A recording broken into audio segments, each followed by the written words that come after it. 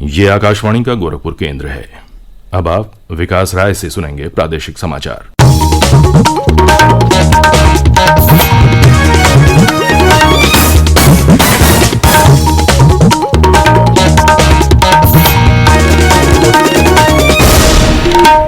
पहले मुख्य समाचार। अंतर्राष्ट्रीय योग दिवस आज पूरे विश्व में मनाया जा रहा है। प्रधानमंत्री नरेंद्र मोदी ने कहा, कोरोना महामारी के संकट काल में योग पूरे विश्व के लिए उम्मीद की किरण बना। प्रदेश में आज से कोरोना आंशिक कर्फ्यू में मिलेगी और छूट। दुकानें और बाजार रात 9 बजे तक खुल सकेंगे। होटल, रेस्टोरेंट और मॉल को 50% क्षमता के साथ खोलने की अनुमति। प्रदेश में कोविड टीकाकरण में आज से आएगी और तेजी। प्रतिदिन 6 लाख कोविड रोधी टीके लगाए जाने का है लक्ष्य। और यूपी बोर्ड की कक्षा 10 और 12 की परीक्षाओं का परिणाम जारी करने के लिए अंक निर्धारण का फार्मूला तय किया गया।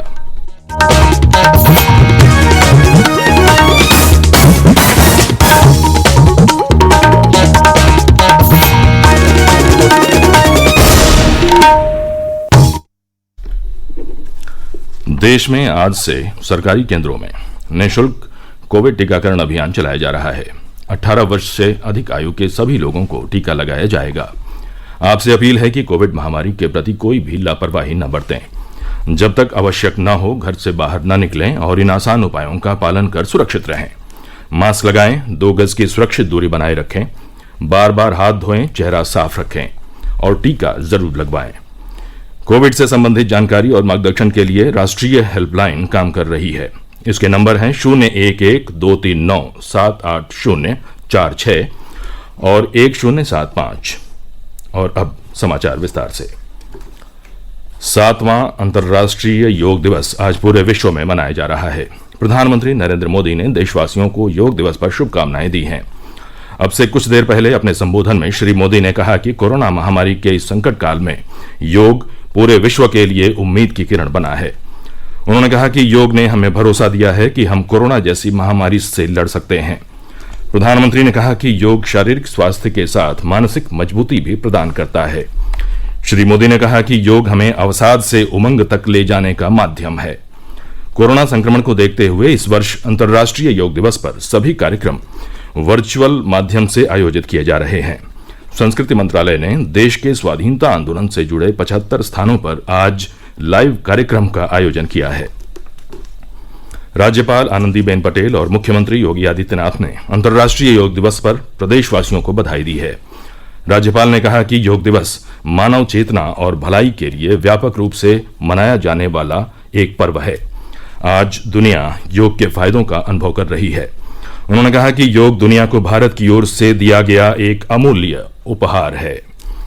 मुख्यमंत्री योगी आदित्यनाथ ने कहा कि योग नकारात्मकता दूर करने और शारीरिक तथा मानसिक रूप से स्वस्थ और निरोग रहने का महत्वपूर्ण माध्यम है। उन्होंने कहा कि प्रधानमंत्री नरेंद्र मोदी के प्रयासों से योग को आज पूरे विश्व में पहचान मिली है। केंद्र सरकार आज से राज्यों और केंद्र शासित प्रदेशों को कुल कोविड वैक्सीन उत्पादन का 75% निःशुल्क उपलब्ध कराएगी। ये वैक्सीन 18 वर्ष और इससे अधिक आयु के सभी लोगों के लिए होगी। इस कदम का उद्देश्य देश में कोविड टीकाकरण अभियान को मजबूती देना और आगे बढ़ाना है। इस बारे में प्रधानमंत्री नरेंद्र मोदी ने 7 जून को राष्ट्र को संबोधित करते हुए घोषणा की थी।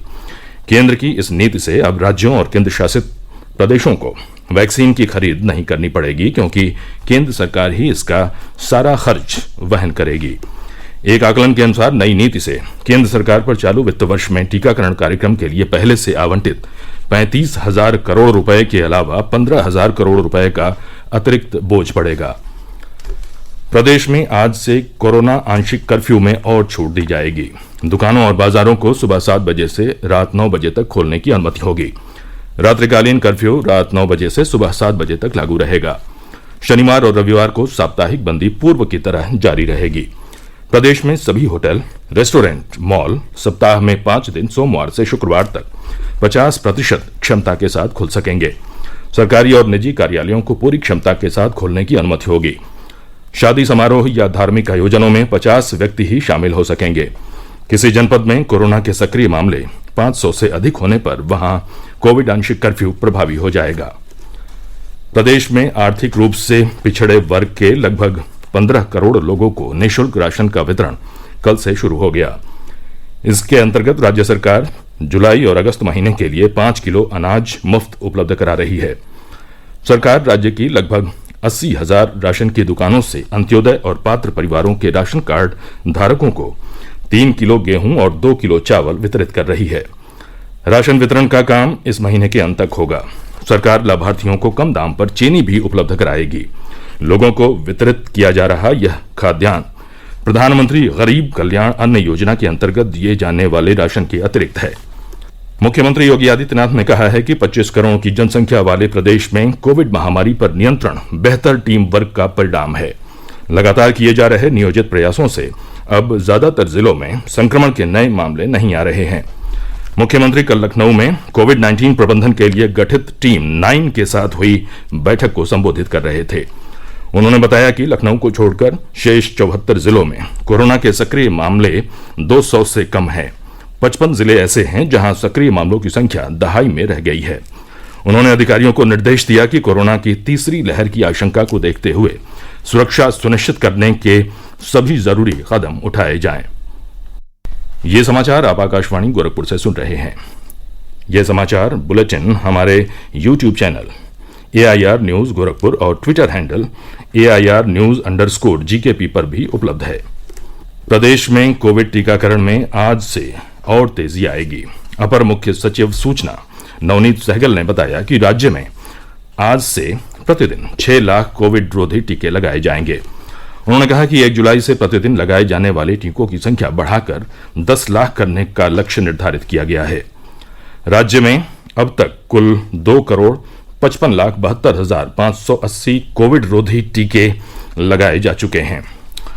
एक दिन पूर्व 4,41,497 टीके लगाए गए।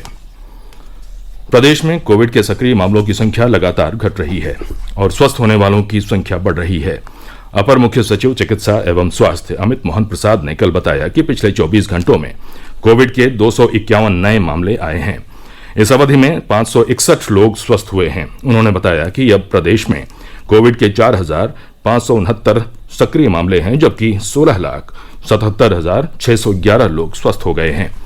श्री प्रसाद ने बताया कि राज्य में कोरोना की रिकवरी दर 98.4% है, वहीं दैनिक पॉजिटिविटी दर 0.1% है।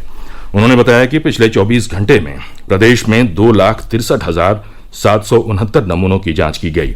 अब तक कुल 5,52,64,433 नमूनों की जांच की गई है।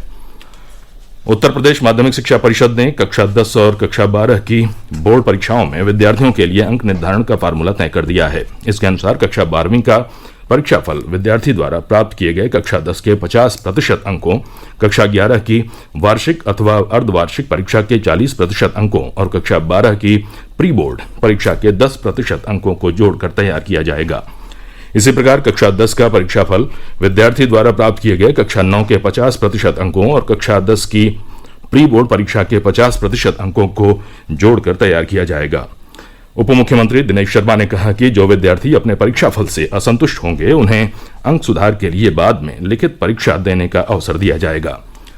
पहाड़ी क्षेत्रों में हो रही लगातार वर्षा और बैराजों से पानी छोड़े जाने के कारण प्रदेश की कई नदियां उफान पर हैं। पश्चिमी उत्तर प्रदेश में गंगा, रामगंगा और शारदा नदियों का जलस्तर तेजी से बढ़ रहा है। वहीं पूर्वी उत्तर प्रदेश में राप्ती, सरयू, गंडक, रोहिन समेत अन्य नदियों का जलस्तर भी तेजी से बढ़ा है। प्रदेश के राहत आयुक्त ने बताया कि पिछले 24 घंटे के दौरान राज्य में 13.5 मिलीमीटर वर्षा हुई, जो सामान्यतः 2.7 मिलीमीटर की तुलना में करीब 400% अधिक है। उधर मौसम विभाग ने कहा है कि पश्चिमी उत्तर प्रदेश के शेष भागों में मानसून के आगे बढ़ने की गति अब धीमी हो जाएगी। विभाग के अनुसार पूर्वी उत्तर प्रदेश में अगले 24 घंटों के दौरान कई स्थानों पर वर्षा होगी। इसके बाद वर्षा की गतिविधियां काफी कम हो जाएंगी। प्रदेश में किसानों से न्यूनतम समर्थन मूल्य MSP पर गेहूं खरीद जारी है। अपर मुख्य सचिव सूचना नवनीत सहगल ने बताया कि अब तक राज्य में 12 लाख से अधिक किसानों से रिकॉर्ड 55,93,000 मीट्रिक टन से अधिक गेहूं खरीदा गया है। और अंत में मुख्य समाचार एक बार फिर सुन लीजिए। अंतर्राष्ट्रीय योग दिवस आज पूरे विश्व में मनाया जा रहा है। प्रधानमंत्री नरेंद्र मोदी ने कहा, कोरोना महामारी के संकट काल में योग पूरे विश्व के लिए उम्मीद की किरण बना। प्रदेश में आज से कोरोना आंशिक कर्फ्यू में मिलेगी और छूट। दुकानें और बाजार रात 9 बजे तक खुले रह सकेंगे। होटल, रेस्टोरेंट और मॉल को 50% क्षमता के साथ खोलने की अनुमति। प्रदेश में कोविड टीकाकरण में आज से आएगी और तेजी। प्रतिदिन 6 लाख कोविड रोधी टीके लगाए जाने का है लक्ष्य। और यूपी बोर्ड की कक्षा 10 और 12 की परीक्षाओं का परिणाम जारी करने के लिए अंक निर्धारण का फार्मूला तय किया गया। इसी के साथ ये समाचार बुलेटिन समाप्त हुआ। नमस्कार।